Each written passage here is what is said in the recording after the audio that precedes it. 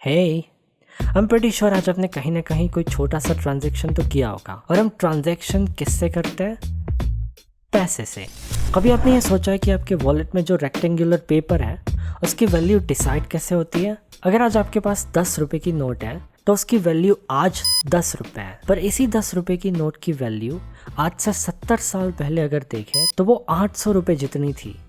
तो हम सबको पता है कि हर देश की करेंसी की वैल्यू कॉन्स्टेंटली बढ़ती और कम होती रहती है, और इसी फ्लक्चुएशन को सीख और समझ कर आप पैसे भी कमा सकते हो। Let's take a good example. अगर आपको कोई टेक्निकल कंपोनेंट सस्ते भाव में मैन्युफैक्चर करना है तो चाइना चले जाओ। अगर आपको कोई चीज़ हाईएस्ट स्टैंडर्ड हाईएस्ट क्वालिटी में बिल्ड करनी है तो जर्मनी चले जाओ। अगर आपको अच्छे से अच्छा सी फूड चाहिए तो जापान से मंगवा लो। पर आज से 100 साल पहले ये चीज़ नहीं थी। या तो आप लोकली प्रोड्यूस करो, और अगर आपके पास नेसेसरी टेक्नोलॉजी नहीं है मैन्युफैक्चर करने के लिए तो रहने दो, जितना है उतने में खुश रहो। आपको पता है आईफोन्स जर्मनी में मैन्युफैक्चर क्यों नहीं होते? इवन दो जर्मनी के पास इंफ्रास्ट्रक्चर और टेक्निकल एक्सपर्टाइज है कि उन्हें हाई क्वालिटी फ़ोन्स मैन्युफैक्चर करने में कोई प्रॉब्लम नहीं आएगी, फिर भी आईफोन्स वहाँ पर मैन्युफैक्चर नहीं होते। और उसका सिर्फ एक ही रीज़न है, जो आईफोन आज आपको इंडिया में $1000 में मिलता है, वही आईफोन अगर चाइना की जगह जर्मनी में मैन्युफैक्चर होता तो उसी आईफोन को खरीदने के लिए आपको अराउंड $4000 देने पड़ते, क्योंकि जर्मनी में एक्सपेंसिव एंड लिमिटेड लेबर है और एनवायरमेंटल रेगुलेशंस बहुत ही स्ट्रिक्ट है। तो वहाँ पर फ़ोन्स मैन्युफैक्चर करना बहुत ही ज़्यादा एक्सपेंसिव है। पर अगर हम चाइना में देखें तो वहाँ पर लो स्किल्ड लेबर है, और वो भी बहुत ही ज़्यादा मात्रा में। प्लस चाइना में एनवायरमेंटल रेगुलेशंस भी बहुत ही लूज़ है कंपेयर टू जर्मनी, और इसीलिए चाइना फ़ोन्स और फ़ोन के कंपोनेंट बनाने वाली फैक्ट्रीज का घर है। इससे शायद आपको ये भी समझ आ गया होगा कि most of the phones China में मैन्युफैक्चर्ड क्यों होते हैं और वो इतने सस्ते में क्यों मिलते हैं। तो इन्हीं सब रीजंस की वजह से चाइना हमेशा फ़ोन्स ही मैन्युफैक्चर करता है और जर्मनी हाई क्वालिटी कार से मैन्युफैक्चर करती है। पर अब अगर जर्मनी को आईफोन्स और चाइना को हाई क्वालिटी कार चाहिए तो वो दोनों एक दूसरे के साथ ट्रेड करते हैं। जर्मनी चाइना से आईफोन्स इंपोर्ट करेगी और चाइना जर्मनी से कार्स इंपोर्ट करेगी। दोनों खुश। पर जब दो देशों के बीच ट्रेड होता है तो ऐसा नहीं होता कि चल तो मुझे एक रोल्स रॉयस दे, मैं तुझे 1000 आईफोन देता हूँ। नहीं, डेफिनेटली नहीं। चाइना के मैन्युफैक्चरर्स को पैसे चाहिए उनके आईफोन्स बेचने के, राइट? पर देखो, अगर आप धनिया लेने जाते हो शार्क मार्केट में, अपने पिछवाड़े से धीरे से वॉलेट निकाल कर उसमें से डॉलर निकाल के दिखाओगे तो क्या आपको धनिया देगा? धनिया नहीं, लात मिलेगी।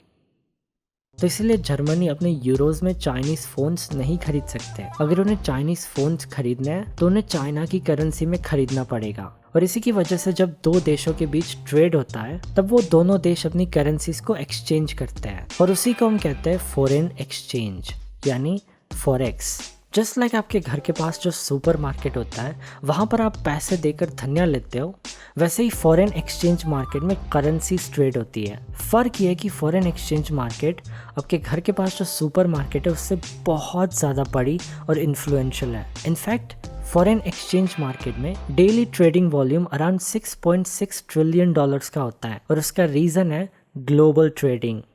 आपके पर्लन में ही देख लो, आपके पास जो फ़ोन है वो मोस्ट लाइकली चाइना में मैन्युफैक्चर्ड होगा। आपके घर में आसपास देख लो, ऐसी बहुत सारी चीज़ें आपको दिख जाएगी जो इंडिया में नहीं दूसरे देशों में मैन्युफैक्चर की होगी। तो इस ग्लोबल ट्रेडिंग की वजह से ही चलती है फॉरेन एक्सचेंज मार्केट।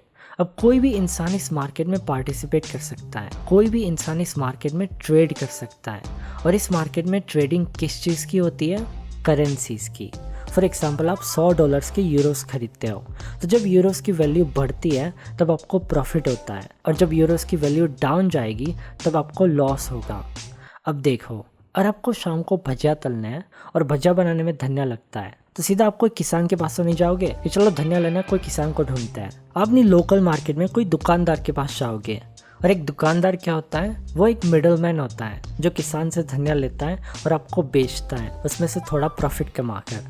वैसे ही फॉरेन एक्सचेंज मार्केट में भी ट्रेड करने के लिए एक मिडल मैन होता है जिसे कहते हैं ब्रोकर, और यही ब्रोकर आपके सारे फाइनेंशियल ऑपरेशंस को मैनेज करता है। इसलिए एक अच्छा ब्रोकर चूज़ करना आपके successful and secure trading experience के लिए बहुत ही ज़रूरी होता है।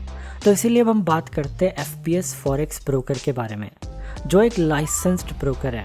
अब एक अच्छे ब्रोकर की पहचान उनके क्लाइंट्स, पार्टनर्स लाइक बार्सिलोना, और उनके एक्सपीरियंस से कर सकते हो, और वो सारी चीज़ें FPS ब्रोकर में मौजूद है। अगर आपको ट्रेडिंग का नॉलेज है तो FPS में आप फॉरेक्स ट्रेडिंग करके घर बैठे पैसे कमा सकते हो। बट अगर आपको फॉरेक्स ट्रेडिंग का नॉलेज नहीं है तो आपको fps.com की वेबसाइट पर सारे वीडियो ट्यूटोरियल्स मिल जाएंगे फॉरेक्स ट्रेडिंग सीखने के लिए। FBS आपको 24/7 क्विक सपोर्ट भी प्रोवाइड करता है, प्लस आपको बहुत सारे कंटेस्ट और प्रमोशंस भी मिलेंगे जिसमें पार्टिसिपेट करके आप विदाउट इन्वेस्टमेंट पैसे अर्न कर सकते हो। बट यहाँ पर अब मैं आपको एक की पॉइंट बताता हूँ। अगर आप मनी को as a source of happiness मानकर चलोगे तो ट्रेडिंग आपके लिए नहीं है। मनी सिर्फ एक टूल है, वो आपकी पूरी जिंदगी नहीं है, राइट? अगर आप पैसे को टेक्निकल ऑब्जेक्टिव्स की तरह देखोगे कि चलो नेक्स्ट ईयर तक मुझे 20% ज़्यादा इनकम कमानी है, तब आप ज़्यादा मेहनत करोगे, ज़्यादा नॉलेज गेन करोगे। घर बैठे ट्रेडिंग करके पैसे कमाने का मतलब पैर फैलाकर आराम से ग्राफ देखना नहीं होता, जैसे कुछ स्टूपिड एडवर्टाइजमेंट में दिखाते कि 1 साल पहले मैं भिखारी था, आज मेरे पास 5 करोड़ रुपए है। नहीं, ऐसा नहीं होता। रियल ट्रेडर्स बहुत ही एक्सपीरियंस और नॉलेज गेन करते हैं, और इसके लिए आज ही से स्टार्ट करना बहुत ही ज़रूरी है। तो ज्वाइन करिए FPS trading, happy learning and happy trading.